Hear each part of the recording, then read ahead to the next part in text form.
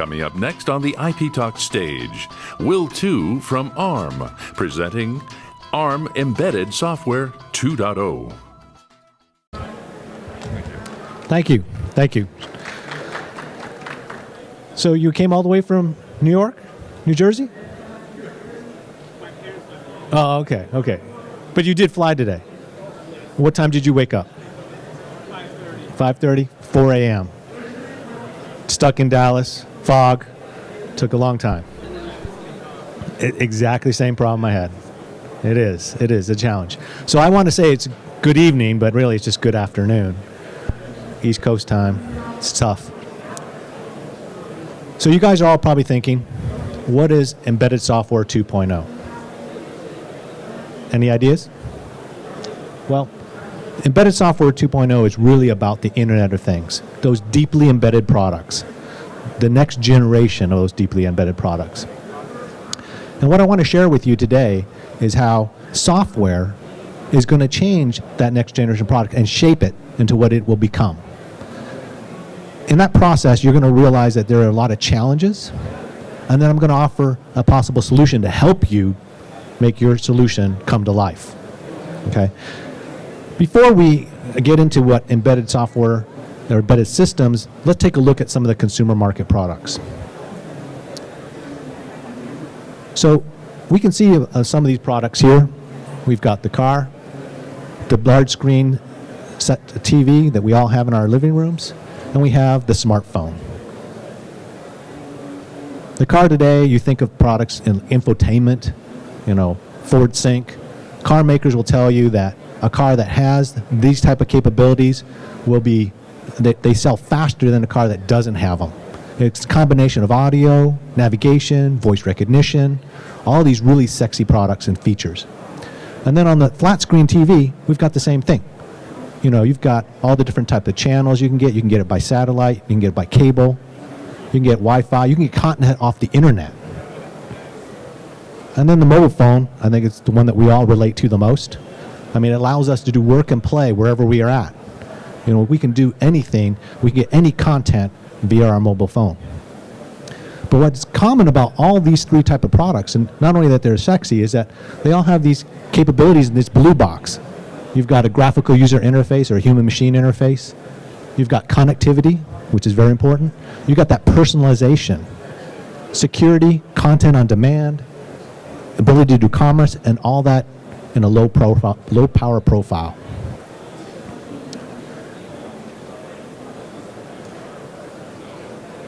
So now if we look at this as toward embedded products, what we now see is that all those consumer products are setting the bar for the next generation embedded products. These type of products here on this side here, you look at them and you say, well, they're traditionally standalone products, things that are not connected. They're things that we use every day. They're simple, they're plain, they're not really sexy today. But as I mentioned before, all those consumer products are setting the expectation for those next generation embedded products. We need to add connectivity. We need to add graphical user interfaces. But with great expectation, there comes great challenges. And in a recent UBM survey, a question was asked, thinking about the next year, what areas will be your greatest technology challenges?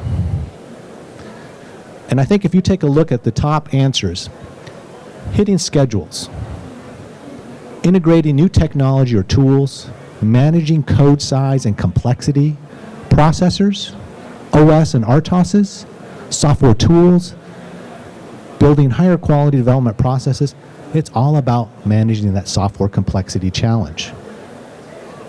Software is very relevant, as we all know, and it has become a big challenge for us as exhibited by this survey. I'm going to take a look at a couple of those embedded products now that we talked about earlier. The first one I'm going to talk about is a camera. And most of us relate to a camera from our childhood days. It was that big clunky thing our mom and dad carried around on vacations so we could take pictures. And it was an analog one, it used film, not like the digital ones we have today. And the digital ones today are, they have different colors. They're thin, they're sleek, they're sexy, they're very small. But we still have to be behind the camera to take that picture, okay?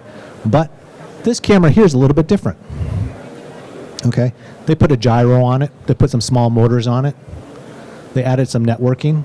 They added some software. And bam! Now it's an internet camera. I can access this camera anywhere I have internet data services on my smartphone, okay? And actually, this camera is actually a product I own, okay? As you can see, I actually took a picture of my living room. I'm sure my wife wouldn't like that I'm sharing that because it's not picked up. You can see the pillows there on the side there. She'd be upset about that. But the reason I own this product is because I have a wild child. I have a daughter that loves to have parties.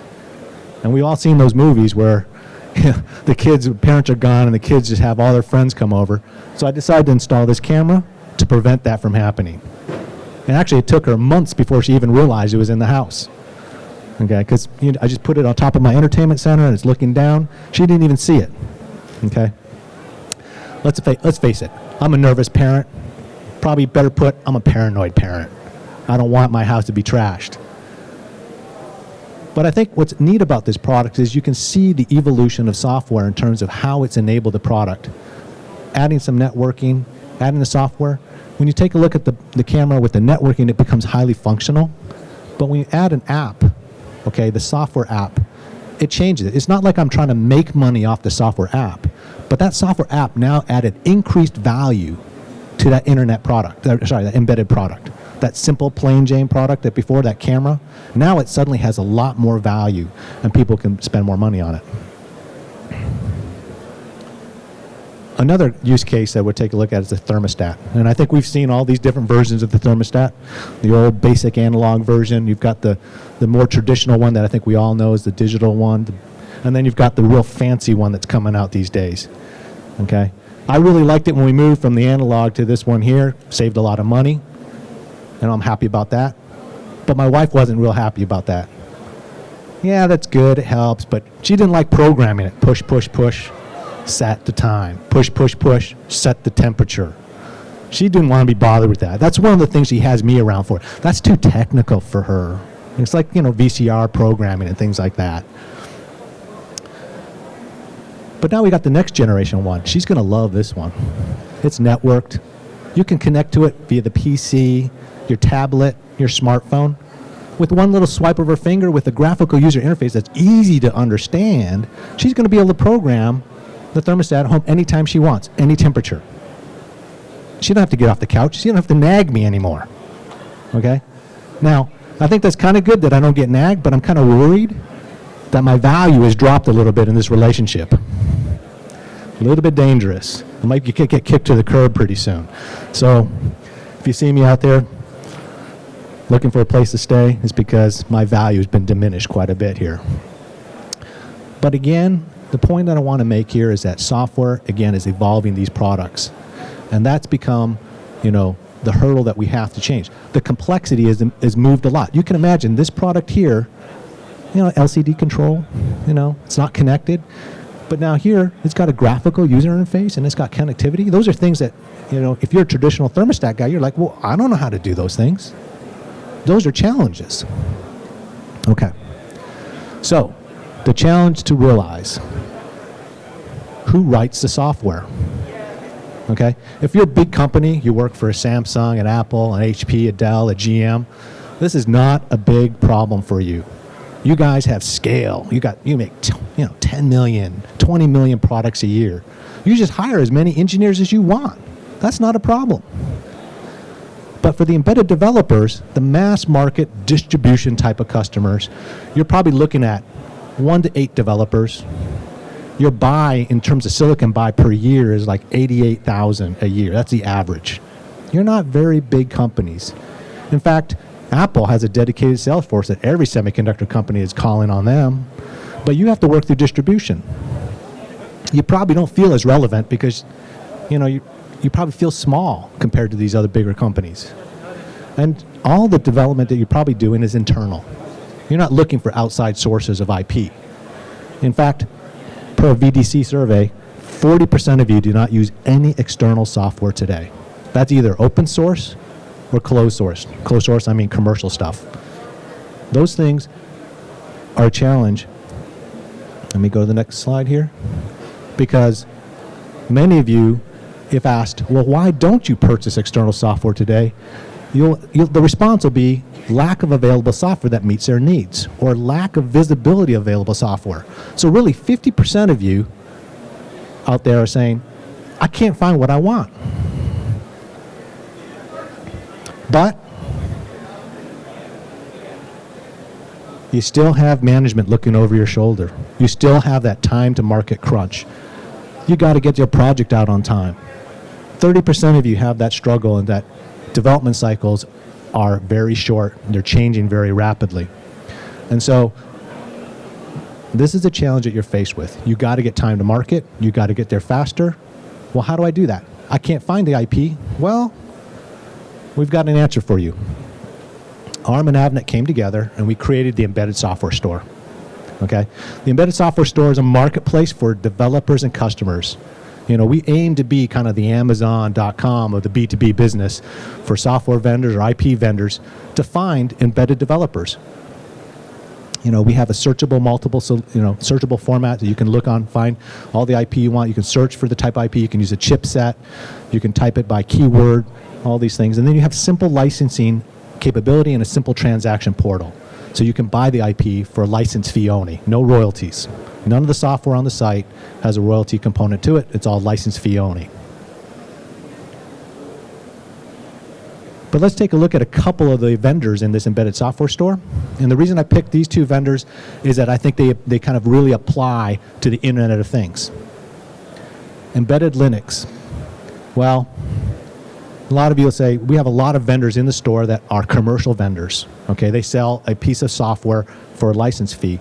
But a lot of you might say, well, I want to look at open source. I want to go about my software strategy, how I'm going to solve the software complexity problem. I'm going to use open source freeware. Okay. Well, all these different gray blocks, you're going to see questions that are going to come up when you go down this path. Which open source package should I use? Which APIs, libraries do I need? How do I customize the software? How do I get support? These are all questions that are going to come up. And 57% of all embedded Linux products are completed late or canceled because there's a lot of complexity here to manage the open source capability. You really have to embrace open source. But we've got a company called TimeSyst. This company takes the time to comb through all the open source software and tries to organize it for you so it's very usable using their tool called Linux Link. It's a menu-driven graphical user interface that guides development so that you don't have to have any prior experience and you can start hitting the ground running faster. Again, this particular vendor is providing a service through the embedded software store. Another vendor I selected I thought was pretty appropriate to kind of really bring out the Internet of Things was Motomic. And Motomic creates a micro browser. And what I think makes this interesting is that the content can be out in the cloud in the internet, and you can then render that content on your appliance. It could be a coffee maker. Think of all the different appliances that you have at home. It could suddenly be an internet appliance. So you can see where a microbrowser can change the way we look at coffee makers today. Today you go buy a coffee maker, you interact with the marketing organization in that coffee maker when you buy it. You look at the packaging, it tells you how many cups it can make, how fast it brews. All those things are parameters that you will relate to when you buy that product one time. And then that product goes in your house and you use it until it breaks or until you want to replace it. But if you have a microbrowser, that marketing organization can touch you every day. They can tell you a joke, deliver the weather, provide recipes, or sell you filters or the flavor of the day. It can be a commercial portal. So you can see where a microbrowser is going to change the way business is done. It's kind of like the inkjet printer. It's not just making money on the appliance. Now you're making money on the consumables. Okay? Again, All that's created by the Internet of Things and the software that you're going to create to realize those new products, those new generation of products.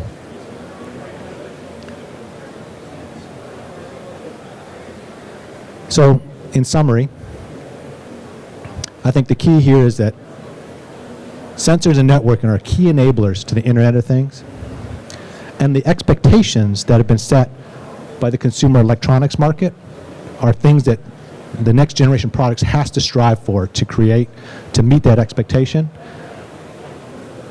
And the challenge is the software complexity. How are you going to solve the software complexity challenges? But the message I want to leave with you is that there is an abundance of opportunities for all of us, but we have to embrace that software complexity challenge. And I hope that you guys will come and look at the embedded software store as one of those avenues to help you solve those problems. Thank you very much.